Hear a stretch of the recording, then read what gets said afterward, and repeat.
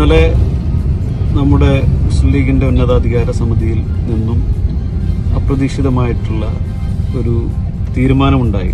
ആ തീരുമാനം കുഞ്ഞാലിക്കുട്ടി സാഹിബ് തിരിച്ച് കേരള രാഷ്ട്രീയത്തിലേക്ക് വരിക, അതുപോലെ തന്നെ അദ്ദേഹത്തിൻ്റെ MP സീറ്റ് രാജിവെച്ച് കൊണ്ടുവരിക എന്നുള്ള ഒരു തീരുമാനം.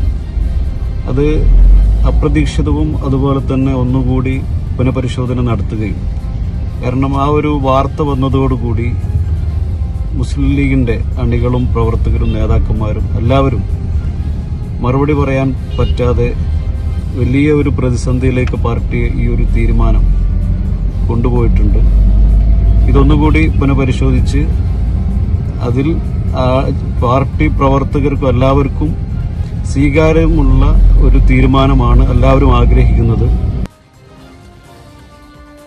നമസ്കാരം. പ്രൈം ഡിബേറ്റ് ആരംഭിക്കുകയാണ്. PK കുഞ്ഞാലിക്കുട്ടി സംസ്ഥാന രാഷ്ട്രീയത്തിലേക്ക് തിരിച്ചു വരുന്നതിൽ ആദ്യം പ്രതികരിച്ചത് CPM-ഉം പിന്നാലെ BJP-യുമാണ്. മന്ത്രി KT ജലീലാകട്ടെ ഫേസ്ബുക്ക് പോസ്റ്റിലൂടെ പുലിയല്ല പുപ്പുലിയാണ് വരാൻ പോകുന്നതെന്ന് പറഞ്ഞാണ് തീരുമാനത്തെ പരിഹസിച്ചത്. തൊട്ടു പിന്നാലെ പാണക്കാട് കുടുംബത്തിൽ നിന്ന് തന്നെ വിമത ശബ്ദം ഉയർന്നു വന്നു. തീരുമാനം പ്രവർത്തകരെ നിരാശരാക്കിയെന്ന് ഹൈദരലി തങ്ങളുടെ മകനും യൂത്ത് ലീഗ് നേതാവുമായ പാണക്കാട് മുഹനലി തങ്ങൾ പറഞ്ഞു. പാണക്കാട് മണ്ഡലം കമ്മിറ്റിയിൽ നിന്ന് വിട്ടുനിൽക്കുന്നതായി പ്രവർത്തകർ പ്രഖ്യാപിച്ചു. സമൂഹ മാധ്യമങ്ങൾ വഴി ലീഗ് പ്രവർത്തകരുടെ പ്രതിഷേധവും നമ്മൾ കണ്ടു. കുഞ്ഞാലിക്കുട്ടിയുടെ തിരിച്ചുവരവ് UDF-ൽ മറ്റൊരു പ്രതിസന്ധി ഉണ്ടാക്കുന്നുണ്ടോ? തദ്ദേശ തെരഞ്ഞെടുപ്പിലെ ക്ഷീണം മാറ്റാൻ എടുത്ത തീരുമാനം ലീഗിന് ഗുണമാണോ ദോഷമാണോ ഉണ്ടാക്കുക? പ്രൈം ഡിബേറ്റ് ഈ വിഷയമാണ് ചർച്ച ചെയ്യുന്നത്. അടുത്ത ഒരു മണിക്കൂർ പ്രൈം ഡിബേറ്റിലേക്ക് സ്വാഗതം.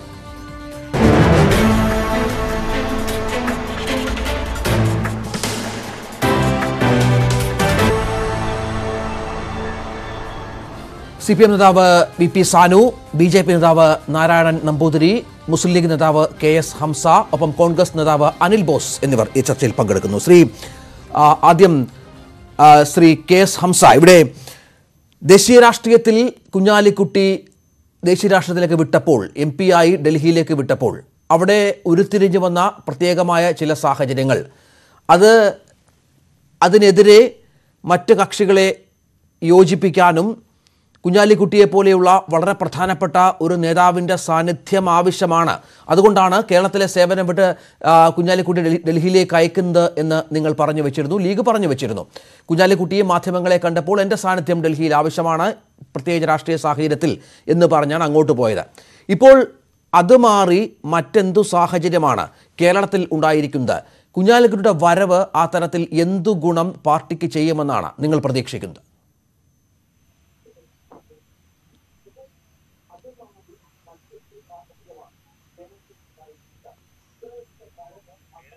ശ്രീ ഹംസ,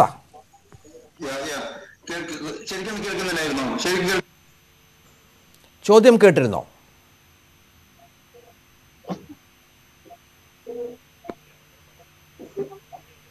താങ്കൾ കേൾക്കാമോ എൻ്റെ ശബ്ദം?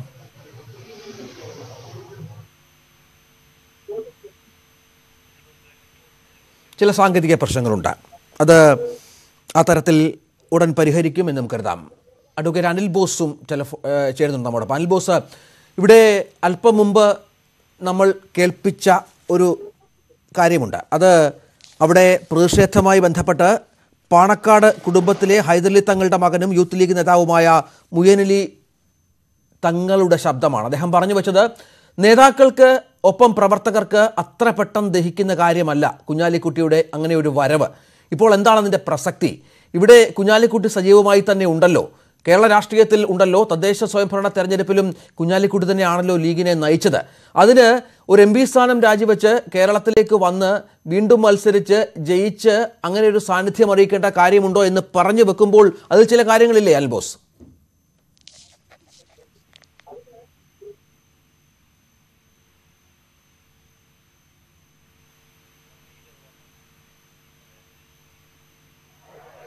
കേൾക്കാമോ? കേൾക്കുന്നില്ല. ചോദ്യം കേട്ടില്ല. അഡ്വക്കേറ്റ് അനിൽ ബോസ് ആണ്, കേൾക്കുന്നില്ല. ശരി, ചില സാങ്കേതിക പ്രശ്നങ്ങൾ അവിടെയുമുണ്ട്. VP സാനുവിന് കേൾക്കാമോ? കേൾക്കാം, പറയൂ. സാനുവിന് കേൾക്കാം. കേൾക്കാം. ചോദിച്ചോട്ടെ. അതായത് ഇത് മുസ്ലിം ലീഗിൻ്റെ ഒരു ആഭ്യന്തര കാര്യം. അതായത് നമുക്കറിയാം, അവിടെ ദക്ഷിണേന്ത്യയിൽ ഏറ്റവും കൂടുതൽ അവർക്ക് ബേസ് ഉള്ള ഒരു സംസ്ഥാനം കേരളമാണ്. ഈ ബേസ് നന്നാക്കിയിട്ട് വേണമല്ലോ മറ്റു കാര്യങ്ങളിലേക്ക് കോൺസെൻട്രേറ്റ് ചെയ്യാൻ. അതുകൊണ്ട് ഇവിടുത്തെ കാര്യങ്ങൾ കഴിഞ്ഞ തദ്ദേശ സ്വയംഭരണ തെരഞ്ഞെടുപ്പിൽ ഒരു തിരിച്ചടി ഉണ്ടായി. അത് കുറച്ചുകൂടി നന്നാക്കിയെടുക്കുക, പാർട്ടിക്ക് അടിത്തറ പാർട്ടിയുടെ ഭദ്രമാക്കുക എന്നത് മാത്രം വെച്ചാണ് ഇങ്ങനൊരു തീരുമാനം പാർട്ടി എടുത്തത്. അതിൽ മറ്റ് പാർട്ടികൾ എന്തിന് വിരളി പൂണ്ടുന്നു, എന്തുകൊണ്ട് കുഞ്ഞാലിക്കുട്ടി കേരളത്തിൽ പ്രവർത്തിച്ചാൽ ആർക്കാണ് അത്തരത്തിൽ പേടി എന്നാണ് ലീഗ് നേതാക്കൾ ചോദിക്കുന്നത്. അതിലെന്തെങ്കിലും അർത്ഥമുണ്ടോ? അദ്ദേഹം പാർലമെന്റിലേക്ക് മത്സരിക്കുന്നുവോ, അല്ലെങ്കിൽ നിയമസഭയിലേക്ക് മത്സരിക്കുന്നുവോ, അല്ലെങ്കിൽ ഏതെങ്കിലും പഞ്ചായത്തിലേക്കോ മുനിസിപ്പാലിറ്റിയിലേക്കോ മത്സരിക്കുന്നുവോ എന്നുള്ളത് ആ പാർട്ടിയുടെയും മുന്നണിയുടെയും തീരുമാനമാണ്. ഒരു സംശയവും ഇല്ലാത്ത കാര്യമാണ്.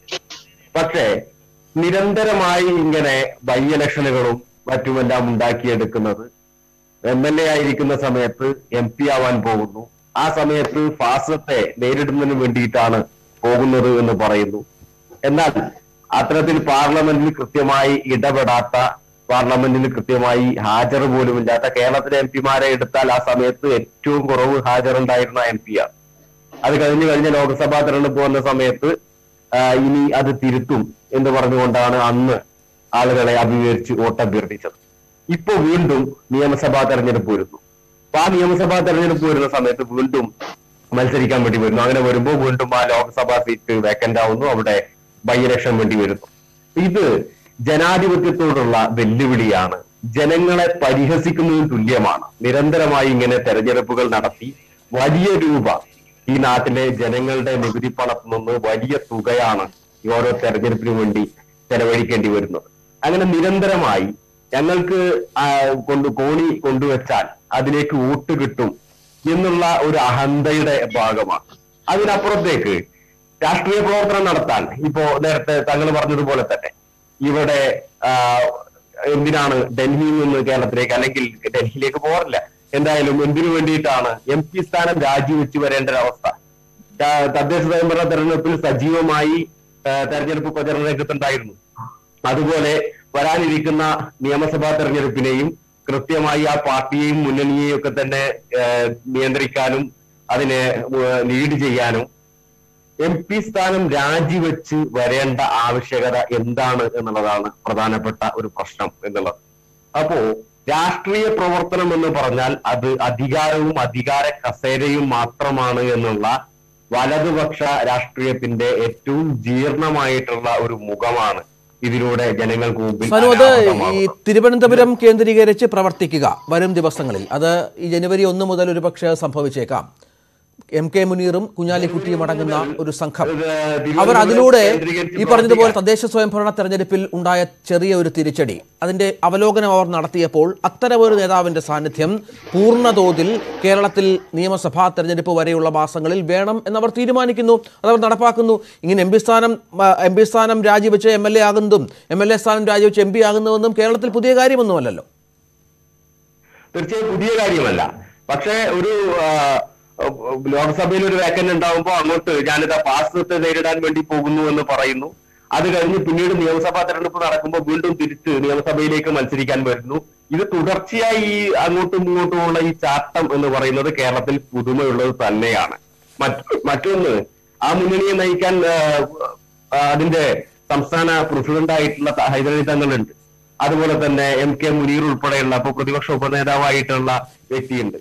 ഇത്തരം ആളുകളൊക്കെ പോരാത്തവരാണ് എന്നാണോ, അല്ലെങ്കിൽ ഇവരൊക്കെ ആ മുന്നണിയെയോ പാർട്ടിയെയോ നയിക്കാൻ ശേഷിയില്ലാത്തവരാണ് എന്നാണോ മുസ്ലിം ലീഗ് പറഞ്ഞു വെക്കുന്നത്?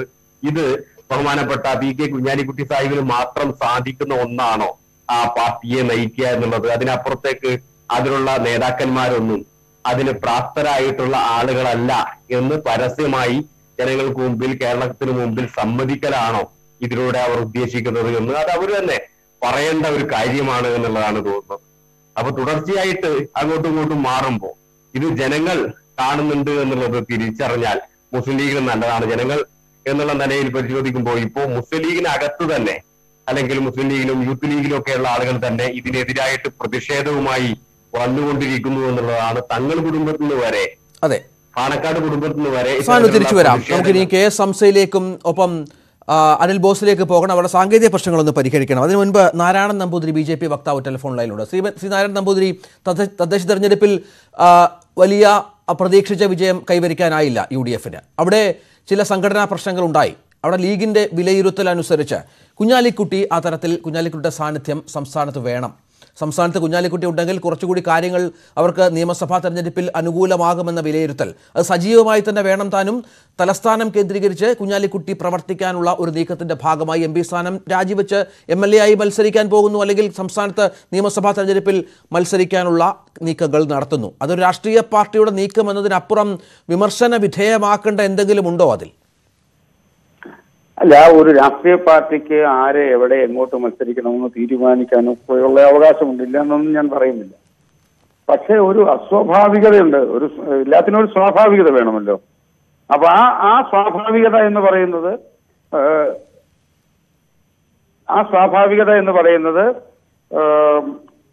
നമ്മുടെ ഒരു MLA ആയിരുന്നു. MLA സ്ഥാനം രാജിവെച്ചിട്ട് പാർലമെന്റിലേക്ക് പോകുന്നു. അത് കഴിഞ്ഞുള്ള പാർലമെന്റിലേക്കുള്ള ജനറൽ ഇലക്ഷനിൽ വീണ്ടും മത്സരിച്ച് പാർലമെന്റിലേക്ക് പോകുന്നു. MLA സ്ഥാനം രാജിവെച്ച് പാർലമെന്റിലേക്ക് മത്സരിക്കുമ്പോൾ അന്ന് പറഞ്ഞത് ഈ ഡൽഹിയിലെ ഈ പ്രതിപക്ഷ സംവിധാനങ്ങളെയൊക്കെ ഒരുമിച്ച് കൂട്ടണമെങ്കിൽ കുഞ്ഞാലിക്കുട്ടിയെ പോലെ കരുത്തനായ ഒരാൾ വേണം. BJP-യുടെ ഈ ജനാധിപത്യ വിരുദ്ധ ഫാസിസ്റ്റ് വർഗീയ നടപടികളെയൊക്കെ ചെറുക്കാൻ കുഞ്ഞാലിക്കുട്ടിയുടെ ആവശ്യം പ്രസൻസ് ഡൽഹിയിൽ ഏറ്റവും ആവശ്യമാണെന്ന് പറഞ്ഞാണ് അങ്ങോട്ട് പോയത്. ഇപ്പോ പറയുന്നു കേരളത്തിലെ ഈ ഇടതുപക്ഷത്തിന്റെ ജനാധിപത്യ വിരുദ്ധ ഫാസിസ്റ്റ് നടപടികളെ പ്രതിരോധിക്കാൻ കുഞ്ഞാലിക്കുട്ടിയുടെ പ്രസൻസ് ഇങ്ങോട്ട് വേണം. ഇത് ഈ കുഞ്ഞാലിക്കുട്ടി മാത്രമേ ഉള്ളൂ ഈ പ്രസൻസ് കാണിക്കാൻ. ഒന്നത്. രണ്ട്, ഡൽഹിയിലെ കുഞ്ഞാലിക്കുട്ടിയുടെ ആവശ്യം കഴിഞ്ഞു. ഇപ്പോ ഫാസിസ്റ്റവും വർഗീയതയൊന്നും അല്ലേ അവിടെ ഉള്ളത്? ഇതൊക്കെ അവരാണ് പറയേണ്ടത്. ഇപ്പൊ BJP-ക്ക് എതിരെ പ്രവർത്തിക്കണം. പക്ഷെ അത് BJP-യുടെ വർഗീയതയെ ചെറുക്കാൻ വേണ്ടി ഡൽഹിക്ക് പോകുന്നു എന്ന് പറയുന്നു. ഇവിടെ CPM-ന്റെ ഫാസിസത്തെ ചെറുക്കാൻ ഇങ്ങോട്ട് വരുന്നു എന്ന് പറയുന്നു. അപ്പൊ അതൊക്കെ അവർ തീരുമാനിക്കും. പക്ഷെ എന്തിനാണ് എന്നാൽ പിന്നെ കഴിഞ്ഞ തവണ ഈ രാജിവെച്ച് അങ്ങോട്ട് പോയത്? അല്ല, അതിനൊരു പ്രശ്നമുണ്ട് ശ്രീ നാരായണൻ നമ്പൂതിരി. അതായത് ഈ അടിത്തറ ഇപ്പോൾ അല്പം ഭദ്രമല്ല. കാരണം ഈ തദ്ദേശ തെരഞ്ഞെടുപ്പോടുകൂടി അവർ ഏറ്റവും കൂടുതൽ ശക്തമായ ഈ ഒരു സംസ്ഥാനത്ത് അല്പം കോട്ടം തട്ടി എന്നുള്ള വിലയിരുത്തൽ പാർട്ടിക്കുണ്ട്. ഈ അടിത്തറയൊന്ന് കെട്ടിപ്പൊക്കിയതിനു ശേഷം മുകളിലേക്ക് പോകാമെന്നുള്ള തീരുമാനമായാലോ? അല്ല, അപ്പൊ ഈ അടിത്തറ കെട്ടാൻ ഈ കുഞ്ഞാലിക്കുട്ടി മാത്രമേ ഉള്ളൂ? ഒന്നത്. രണ്ട്, ഇപ്പൊ വരുന്നതിന്റെ പ്രാധാന്യം എന്താ? ആ അടിത്തറ ശക്തമല്ല എന്നുള്ളത് തന്നെയാണ്. ഇന്ത്യൻ നാഷണൽ കോൺഗ്രസ് ഇതുവരെ UDF-ന്റെ നിയന്ത്രണം നടത്തിയിരുന്ന ഇന്ത്യൻ നാഷണൽ കോൺഗ്രസ് അതിന്റെ ശക്തി ക്ഷയിച്ചിരിക്കുന്നു. ആ ഇന്ത്യൻ നാഷണൽ കോൺഗ്രസിന്റെ ശക്തി ക്ഷയിച്ചപ്പോൾ മുന്നണിയിലെ ഏറ്റവും പ്രധാനപ്പെട്ട രണ്ടാമത്തെ കക്ഷിയായി ഇന്നലെ വരെ ആയിരുന്ന മുസ്ലിം ലീഗ് ഒരർത്ഥത്തിൽ ഒന്നാമത്തെ കക്ഷിയാക്കി മാറുകയും മുസ്ലിം ലീഗിന്റെ ബാർഗെയിനിങ് പവർ വർദ്ധിക്കുകയും ചെയ്തു. അപ്പോ സ്വാഭാവികമായി നാളെ മന്ത്രിസഭ ഏതെങ്കിലും സാഹചര്യത്തിൽ മന്ത്രിസഭ രൂപീകരിക്കപ്പെട്ടി വന്നാൽ, ഇപ്പൊ കേന്ദ്രത്തിൽ UPA മന്ത്രിസഭ ഉണ്ടാകും, അവിടെ മന്ത്രിയാകാൻ വേണ്ടി അങ്ങോട്ട് പോയതാണല്ലോ. ഇവിടെ വരുന്നു, ഇവിടെ മന്ത്രിസഭ രൂപീകരിക്കപ്പെടേണ്ടി വന്നാൽ മുഖ്യമന്ത്രി പദത്തിന് ചോദിക്കാം. കാരണം എന്ത് ചോദിച്ചാലും കൊടുക്കാൻ ബാധ്യതപ്പെട്ട് നിൽക്കുകയാണ് ഇന്ത്യൻ നാഷണൽ കോൺഗ്രസ്.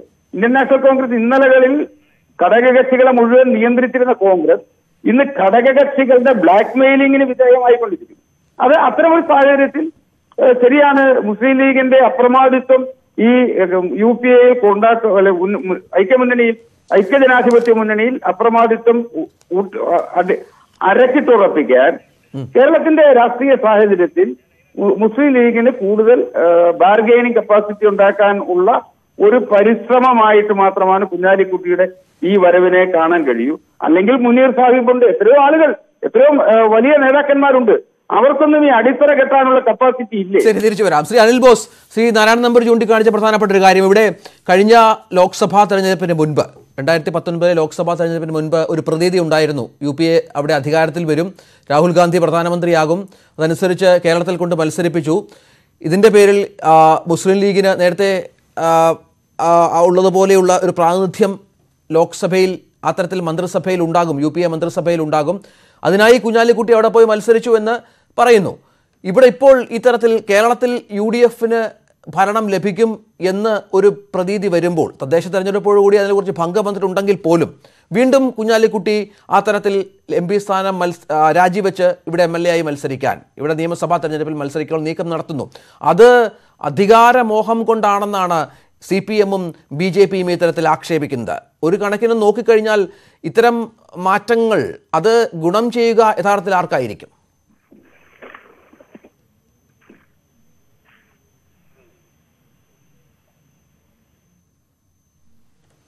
രാഷ്ട്രീയ പാർട്ടി അവരുടെ നേതാവായി അല്ലെങ്കിൽ അവരുടെ നായകനായി ഒരാളെ വലിയ പ്രാധാന്യമുള്ള ഒരു തെരഞ്ഞെടുപ്പിൽ കേരളത്തിലേക്ക് കൊണ്ടുവരുന്നു. അത് അവരുടെ രാഷ്ട്രീയ തീരുമാനമാണ്, ആ പാർട്ടി എന്നുള്ളത്.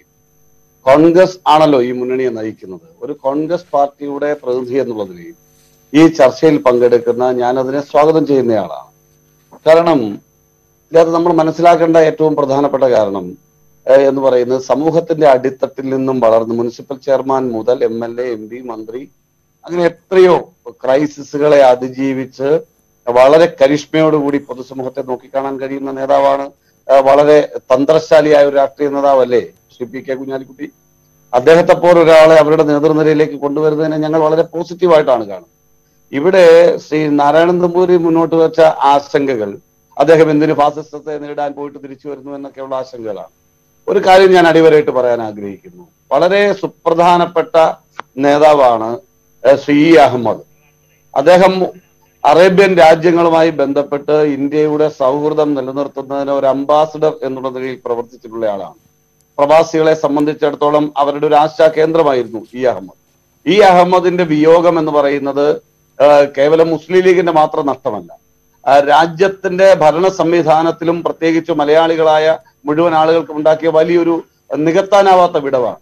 അവിടേക്ക് അദ്ദേഹത്തിന്റെ ഒഴിവിൽ ശക്തനായ ഒരു നേതാവ് വരണം എന്ന് ഞങ്ങൾ ആഗ്രഹിച്ചു. ഞങ്ങൾ എന്ന് ഞാൻ പറയുന്നത് കോൺഗ്രസ് പാർട്ടിയും UPIയും അത് ആഗ്രഹിച്ചിട്ടുണ്ട്. തീരുമാനം മുസ്ലിം ലീഗിൻ്റെതാവും. മുസ്ലിം ലീഗ് ആവും കുഞ്ഞാലിക്കുട്ടിയെ പാർലമെന്റിലേക്ക് സ്ഥാനാർത്ഥിയാക്കിയത്. പക്ഷെ ഞങ്ങളൊക്കെ അത് വളരെ ആത്മാർത്ഥമായി ആഗ്രഹിച്ചത് കൊണ്ടാണ്.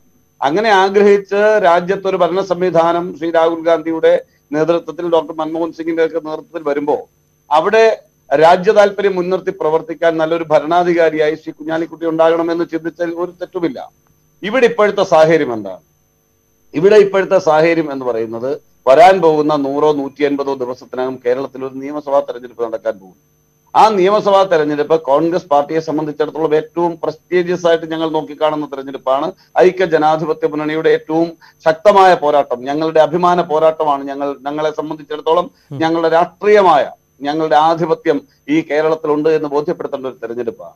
അത്തരമൊരു സ്ഥലത്തേക്ക് കുഞ്ഞാലിക്കുട്ടിയെ പോലെ പരിചയസമ്പന്നനായ ഒരു നേതാവ് കൂടി UDFന്റെ മുൻനിരയിലേക്ക് വരുന്നു എന്ന് പറയുന്നത് നല്ല ഒരു തീരുമാനമായിട്ടാണ് ഞങ്ങൾ കാണുന്നത്. മുൻ മുഖ്യമന്ത്രി ഉമ്മൻചാണ്ടിയും അതോടൊപ്പം പ്രതിപക്ഷ നേതാവ് രമേശ് ചെന്നിത്തലയും അതോടൊപ്പം കുഞ്ഞാലിക്കുട്ടിയെ പോലെ കരുത്തനായ ഒരു നേതാവും അവരുടെ ഒരു കൂട്ടായ്മയും തീർച്ചയായിട്ടും ഉണ്ടാക്കാൻ പോകുന്ന ചലനത്തെ CPM ഭയപ്പെടുന്നു എന്നുള്ളത് കൊണ്ടാണ് CPM ഇതിൽ വർഗീയ ധ്രുവീകരണം കാണാൻ ശ്രമിക്കുന്നത്.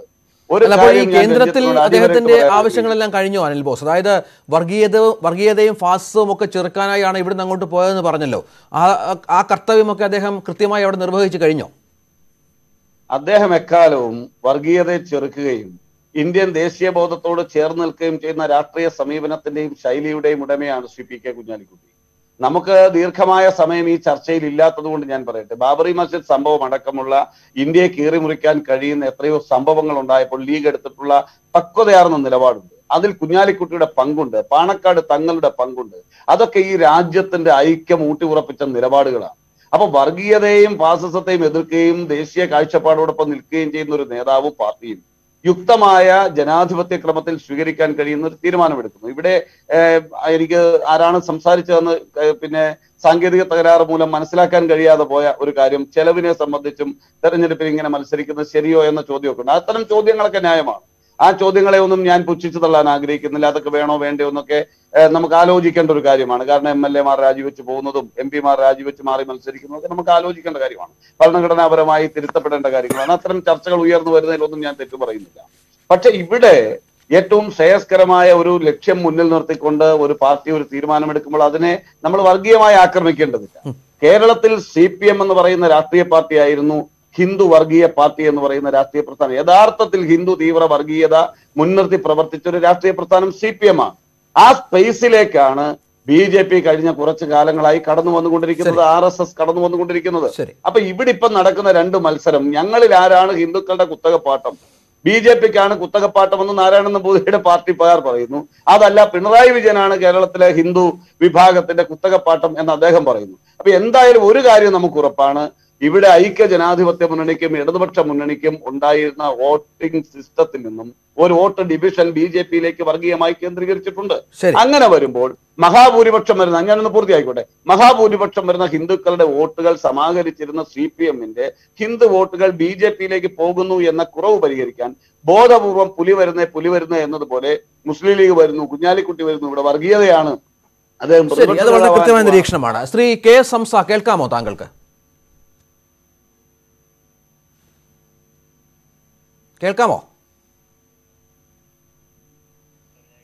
ഇപ്പോഴും സാങ്കേതിക പ്രശ്നങ്ങളുണ്ട്. ശ്രീ നാരായണൻ നമ്പൂതിരിയിലേക്ക് വരാം. BP സാനു തുടരുന്നുണ്ട് എന്ന് മനസ്സിലാകുന്നു. സാനുവിന് കേൾക്കാമെന്ന് കരുതുന്നു.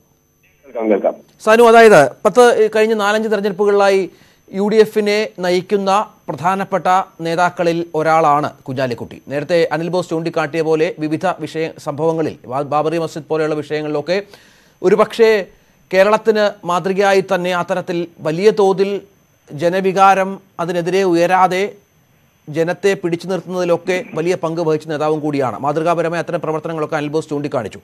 അങ്ങനെ ഒരു നേതാവ് തിരിച്ച് കേരള രാഷ്ട്രീയത്തിലേക്ക് വരികയും ഇവിടെ പ്രവർത്തിക്കുകയും ചെയ്തത് തങ്ങൾക്ക് ഗുണമാകും എന്ന് UDFും ലീഗും കരുതുന്നതിൽ എന്താണ് തെറ്റ്? ഞാൻ ആദ്യമേ പറഞ്ഞത് അവരുടെ പാർട്ടിയുടെ ആഭ്യന്തരമായിട്ടുള്ള കാര്യമാണ്. അവരങ്ങനെ തീരുമാനിക്കുന്നതിൽ നമ്മൾ ഇടപെടേണ്ടതില്ല. പക്ഷെ തുടർച്ചയായി ഇത്തരത്തിലുള്ള തെരഞ്ഞെടുപ്പുകളിലേക്ക് പോവുക എന്നുള്ളത് ജനങ്ങളെ കൊഞ്ഞനം കുത്തുന്നതിന് തുല്യമാണ് എന്നുള്ളതാണ് ഞാൻ ആദ്യം തന്നെ പറഞ്ഞു വെച്ചത്. അതൊരു ജനങ്ങൾക്ക് നേരെയുള്ള പരിഹാസമാണ്. കാരണം നേരത്തെ സൂചിപ്പിച്ച പോലെ തന്നെ ഫാസിസത്തെ എതിരാടാൻ എന്ന് പറഞ്ഞിട്ട് പോയതാണ്. എന്താണ്, ഫാസിസം ഉപേക്ഷിച്ചിട്ടാണോ ഇപ്പൊ BJP നിൽക്കുന്നത്? BJPക്ക് ഇപ്പോൾ വർഗീയ അജണ്ടയില്ല, അവർ ഹിന്ദുത്വം നടപ്പാക്കുന്നില്ല, അതിനുള്ള ശ്രമങ്ങൾ നടത്തുന്നില്ല എന്നുള്ള അഭിപ്രായം കൊണ്ടാണോ അദ്ദേഹം തിരിച്ചു പോരുന്നത്? മാത്രമല്ല, ഇവിടെ അനിൽ ബോസ് ചില കാര്യങ്ങൾ പറഞ്ഞു. അദ്ദേഹം പറഞ്ഞത് വർഗീയമായിട്ട് ആരാണ്? ഇടതുപക്ഷം എപ്പോഴാണ് പറഞ്ഞത്? വളരെ കൃത്യമായി കേരളത്തിന്റെ മുഖ്യമന്ത്രി പറഞ്ഞത് കോൺഗ്രസ് അല്ല, ഇപ്പൊ UDFനെ നിയന്ത്രിക്കുന്നത് മുസ്ലിം ലീഗാണ്.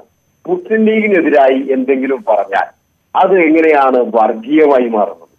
മുസ്ലിം ലീഗിനെതിരായിട്ടോ അല്ലെങ്കിൽ ഒരു മുസ്ലിം മതത്തിന്റെ പേരിൽ പ്രവർത്തിക്കുന്ന ഒരു രാഷ്ട്രീയ പാർട്ടിക്കെതിരായി അല്ലെങ്കിൽ ഒരു സംഘടനക്കെതിരായി അത്തരത്തിലുള്ള ഒരു പ്രയോഗം നടത്തിയാൽ അത് വർഗീയമാക്കി ചിത്രീകരിക്കാനുള്ള ബോധപൂർവമായ ശ്രമം അത് കുറച്ച് നാളുകളായിട്ട് കണ്ടുവരുന്നതാണ്. ജമാഅത്ത് ഇസ്ലാമിയെ വിമർശിച്ചാൽ അത് മുസ്ലിമിനെതിരാവുന്നു, മുസ്ലിം ലീഗിനെ വിമർശിച്ചാൽ അത്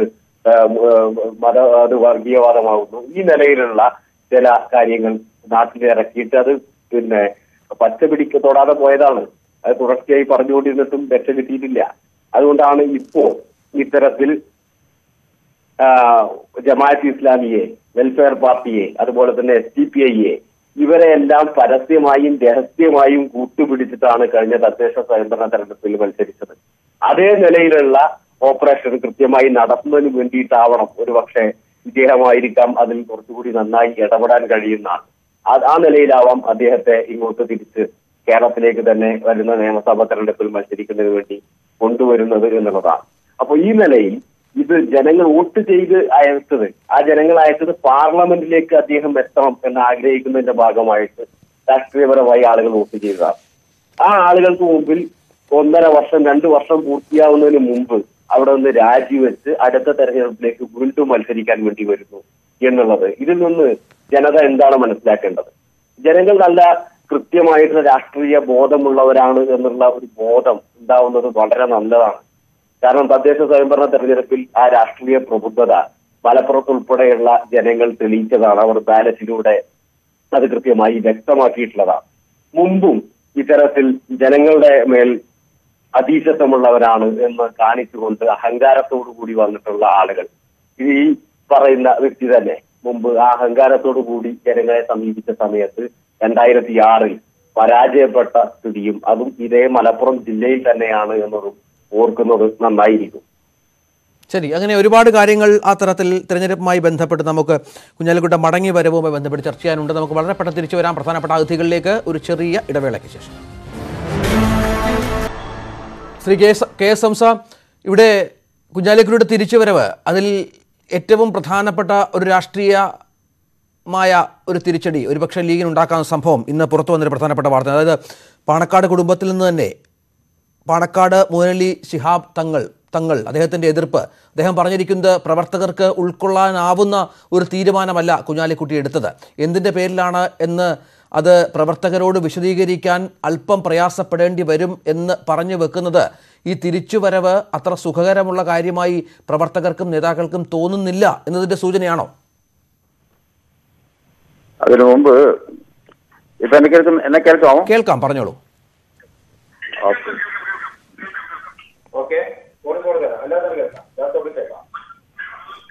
അല്ല സാർ, ഫോണിൽ സംസാരിച്ചോളൂ.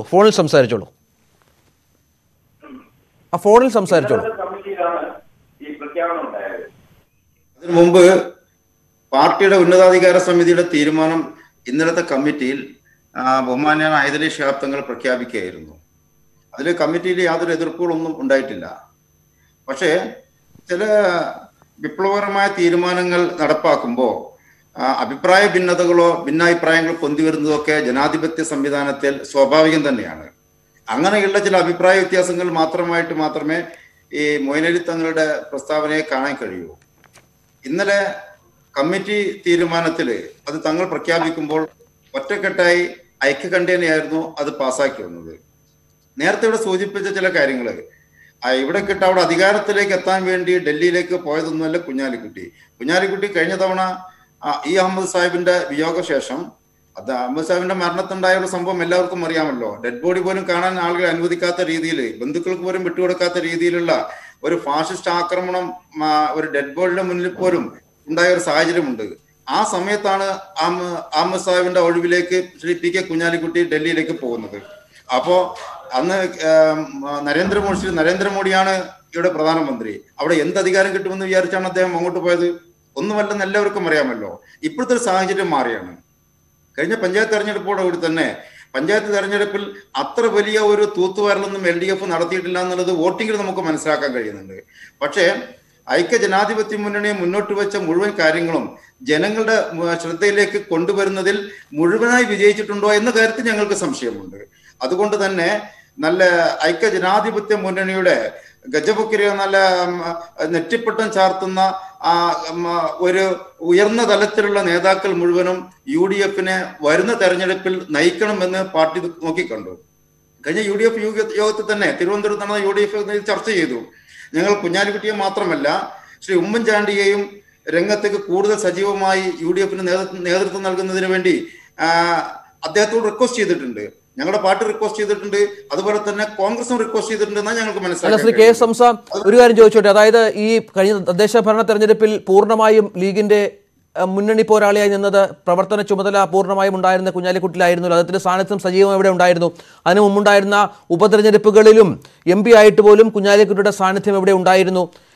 ഇതേ രീതിയിൽ തന്നെ ഈ നിയമസഭാ തെരഞ്ഞെടുപ്പും കൈകാര്യം ചെയ്താൽ പോരെ? അതിന് അദ്ദേഹം ഇവിടെ മത്സരിക്കേണ്ട സാഹചര്യം എന്താണ്?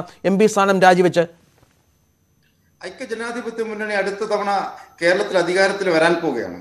ആ സമയത്ത് ആ മന്ത്രിസഭയ്ക്ക് നേതൃത്വം കൊടുക്കുന്ന ആളുകൾ ആരൊക്കെയാണെന്ന് കേരളത്തിലെ ജനത ഉറ്റുനോക്കുന്നുണ്ട്.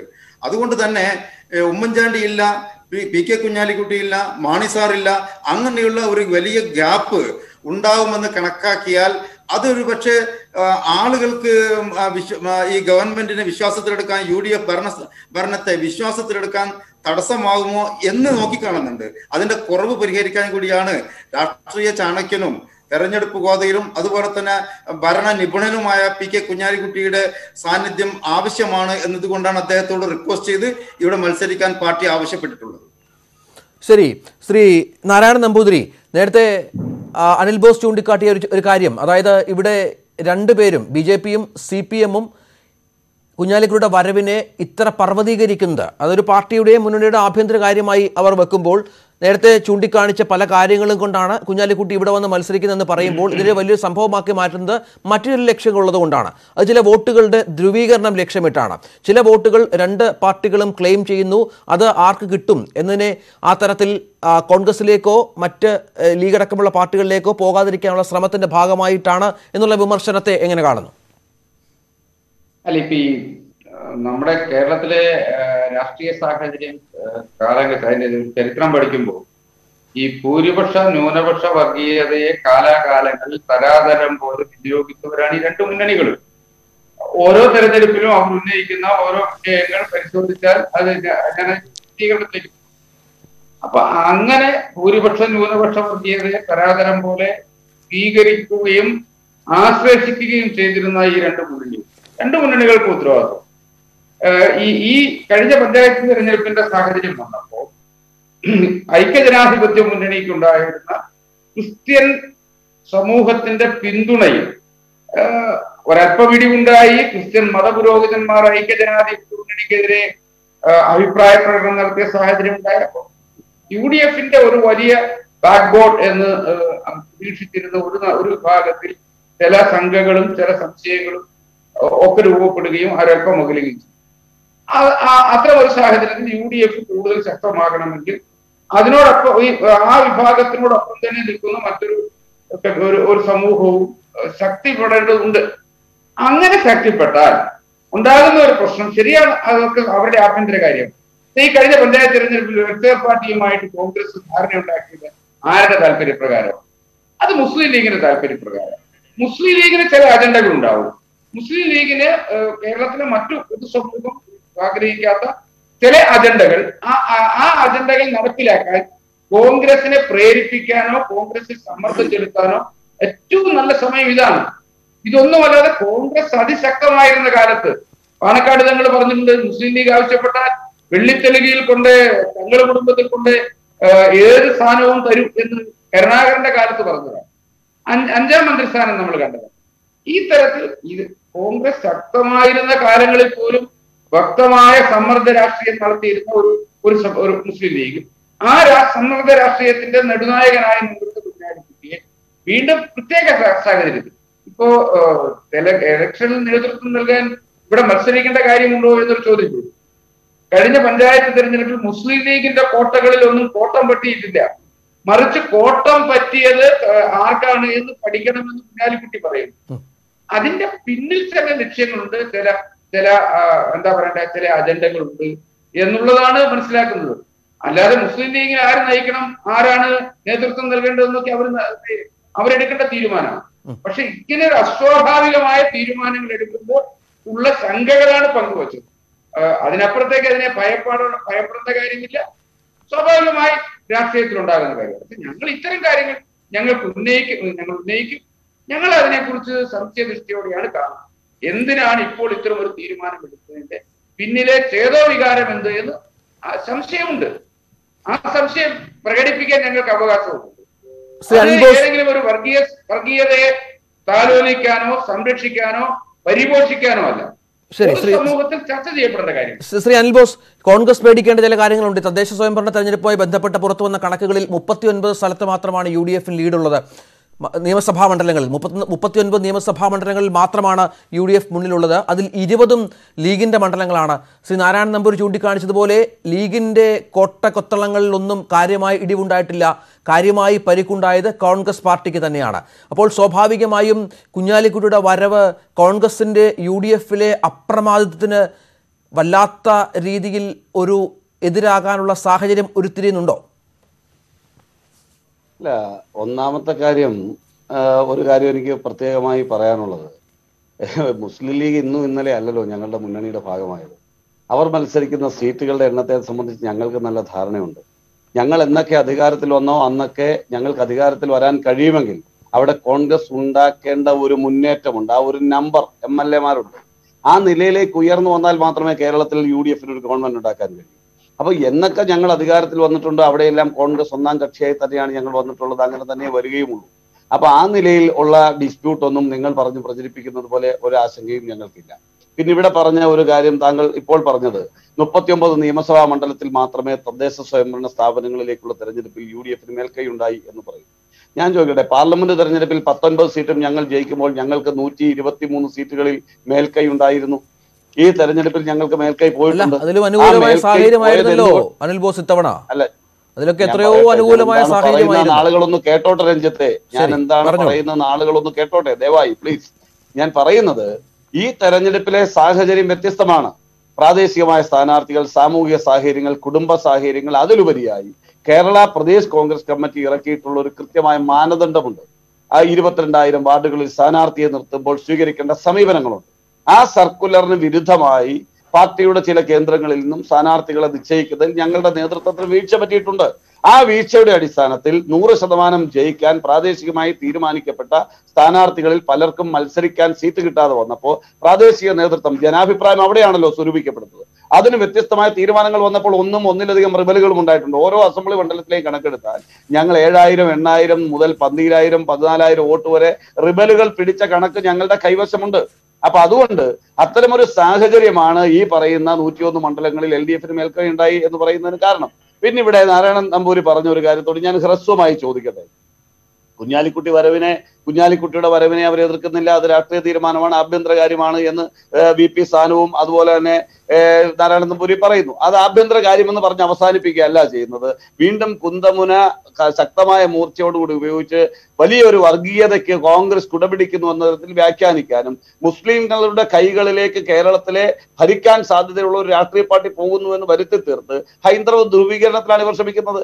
ഞാൻ വളരെ ലളിതമായി ചോദിക്കുന്നു, ഇന്ത്യയിലെ ഏറ്റവും ഭരണഘടനാ പദവികളിൽ ഏറ്റവും ശ്രേയസ്കരമായ പദവിയല്ലേ ഗവർണർ പദവി? അങ്ങനെ ഒരു ഗവർണർ പദവിയിൽ കുമ്മനം രാജശേഖരനെ നിയമിച്ചല്ലോ കേരളത്തിൽ നിന്നും മിസോറാമിലേക്ക്. അവിടെ നിന്ന് കളിപ്പാട്ടം കൈമാറുന്ന ലാഘവത്തോടു കൂടിയല്ലേ അദ്ദേഹത്തെ തെരഞ്ഞെടുപ്പിലേക്ക് മത്സരിപ്പിക്കാൻ ഇവർ രാജിവെച്ചു കൊണ്ടുവന്നത്. അതിനുശേഷം ശ്രീധരൻപിള്ളയെ അങ്ങോട്ട് വിട്ടത്. ഒരു കളിപ്പാട്ടം കൈമാറുന്ന ലാഘവമാണ് ഒരു ഗവർണറുടെ ഭരണഘടനാ പദവി. ആ സ്ഥാനം കൈകാര്യം ചെയ്ത് എന്തുകൊണ്ടാ? അത് അവരുടെ രാഷ്ട്രീയ തീരുമാനമാണ്. ഇവിടെ ഞാൻ ചോദിക്കട്ടെ, ഇപ്പൊ സാനു കൂടെ പറഞ്ഞു ഇത് ചെലവ് വരും, ഇതൊന്നും ശരിയല്ല, ഇതൊന്നും ശരിയായ നടപടിയല്ല. കഴിഞ്ഞ പാർലമെന്റ് തെരഞ്ഞെടുപ്പിൽ എത്ര പേരാ മത്സരിച്ചത്? 5ഓളം ആളുകൾ മത്സരിച്ചില്ലേ ഇടതുപക്ഷത്തിന്റെ സിറ്റിംഗ് MLA-മാർ? ആലപ്പുഴയിൽ ആരിഫ് സിറ്റിംഗ് MLA ആയിരിക്കുമ്പോഴല്ലേ ലോക്സഭയിലേക്ക് മത്സരിച്ചത്? ചിറ്റയം ഗോപകുമാർ മാവേലിക്കര മത്സരിച്ചില്ലേ?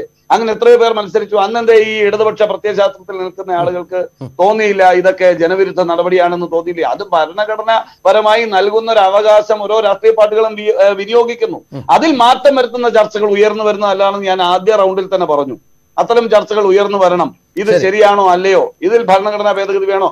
ഇവിടെ ഞാൻ പറയുന്നത് കൃത്യമായി പിൻ പോയിന്റ് ചെയ്ത് പറയാൻ ആഗ്രഹിക്കുന്നു.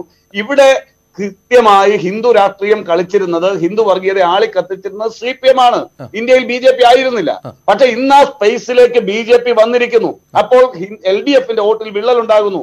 അവിടെ കൃത്യമായി രണ്ടായി ഹിന്ദു വിഭാഗം ചിതറുമ്പോൾ ഹിന്ദുക്കളെയും ക്രൈസ്തവനെയും ദളിതനെയും മുസൽമാനെയും കോർത്തിണക്കി മുന്നോട്ട് പോകാൻ കഴിയുന്ന കോൺഗ്രസിന്റെ വലിയൊരു തിരിച്ചറിവ് മുന്നോട്ട് കണ്ടുകൊണ്ടാണ് മറുപടി ഉണ്ടോ? ഒരു ധ്രുവീകരണം ലക്ഷ്യം വെക്കുന്നു CPM എന്ന് കോൺഗ്രസ് നേതാവ് ആരോപിക്കുന്നു.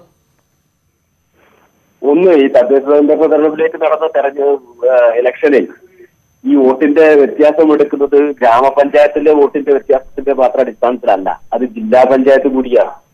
കാരണം ഒരു നിയമസഭാ തെരഞ്ഞെടുപ്പ് നടക്കുന്നത് പോലെയുള്ള പ്രചരണം പോലും ജില്ലാ പഞ്ചായത്തിൽ ലഭിക്കാറില്ല. അങ്ങനെ വ്യക്തിപരമായി ആ ജില്ലാ പഞ്ചായത്ത് മണ്ഡലത്തെ മുഴുവൻ ആളുകളും അറിയുന്ന ആളുകളും അല്ല ആ നിലയിൽ പലപ്പോഴും പലയിടത്തും മത്സരിക്കാറുള്ളത്. വളരെ കൃത്യമായി രാഷ്ട്രീയപരമായി കിട്ടിയിട്ടുള്ള വോട്ടാണ്. ആ വോട്ടിന്റെ അടിസ്ഥാനത്തിലാണ് ഇത്രയധികം സീറ്റുകളിൽ ഇടതുപക്ഷത്തിന് മുൻതൂക്കം ഉണ്ടാക്കാൻ വേണ്ടി സാധിച്ചിട്ടുള്ളത്. 11 ജില്ലാ പഞ്ചായത്ത് ജയിച്ചു. ഒരു ജില്ലാ പഞ്ചായത്തിൽ ഒപ്പത്തിനൊപ്പം നിൽക്കുന്നു. കേവലം 2 ജില്ലാ പഞ്ചായത്ത് മാത്രമാണ് UDF-ൽ ജയിക്കാൻ വേണ്ടി പറ്റിയത്. അതാണ് തദ്ദേശ സ്വയംഭരണ സ്ഥാപനങ്ങളുടെ തെരഞ്ഞെടുപ്പുമായി ബന്ധപ്പെട്ടത്.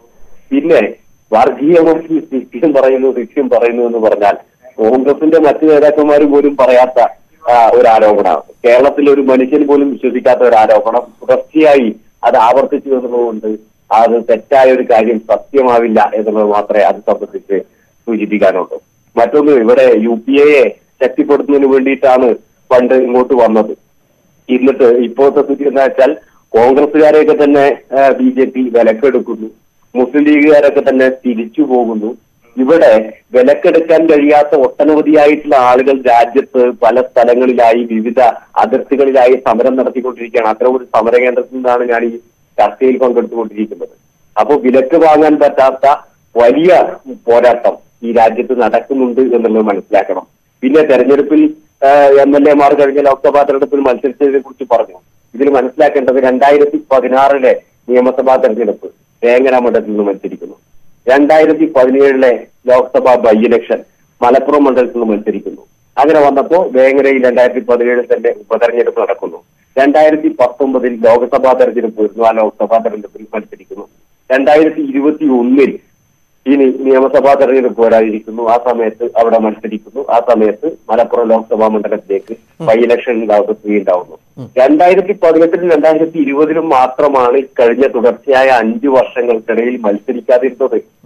ഒരു 5 വർഷ കാലയളവിൽ 3 വർഷവും ഒരാള് തന്നെ മത്സരിക്കുക എന്ന് പറയുന്നതിനെ 4 MLA-മാർ കഴിഞ്ഞ ലോക്സഭാ തെരഞ്ഞെടുപ്പിൽ മത്സരിച്ചല്ലോ എന്ന് പറഞ്ഞുകൊണ്ട് എങ്ങനെ മറികടക്കാൻ വേണ്ടി പറ്റുമെന്നാണ് UDF-ന്റെ കോൺഗ്രസിന്റെ. ശരി, ശ്രീ നാരായണൻ നമ്പൂതിരി, ഇവിടെ ഈ കുഞ്ഞാലിക്കുട്ടിയുടെ വരവ് അതിന്റെ ഗുണഭോക്താക്കൾ അതാരായിരിക്കും എന്നതും പ്രസക്തമായ ചോദ്യമാണ്. BJPക്ക് എന്തെങ്കിലും ഗുണം ചെയ്യുമോ കുഞ്ഞാലിക്കുട്ടി കേരള രാഷ്ട്രീയത്തിലേക്ക് വരികയും ഇത് വലിയൊരു പ്രചരണമായി ആ തരത്തിൽ കേരള സമൂഹത്തിൽ എത്തിപ്പെടുകയും ചെയ്താൽ?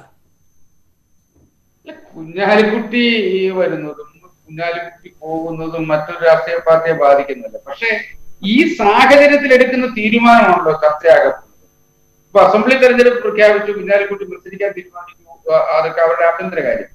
പക്ഷെ ഈ പഞ്ചായത്ത് തെരഞ്ഞെടുപ്പിൽ മുസ്ലിം ലീഗിന്റെ കോട്ടകൾ സംരക്ഷിക്കപ്പെടുകയും UDF അല്ലെങ്കിൽ UDF-ലെ മറ്റ് കക്ഷികൾ ആകെ തകരുകയും കോൺഗ്രസ് വല്ലാതെ ശിഥിലമാകുകയും ചെയ്യുമ്പോൾ കുഞ്ഞാലിക്കുട്ടിയുടെ ഈ പേര്, കുഞ്ഞാലിക്കുട്ടിയുടെ ഈ കേരള രാഷ്ട്രീയത്തിലേക്കുള്ള തിരിച്ചുവരവിന്റെ പ്രഖ്യാപനത്തിൽ ഒരു വലിയ മാനമുണ്ട്.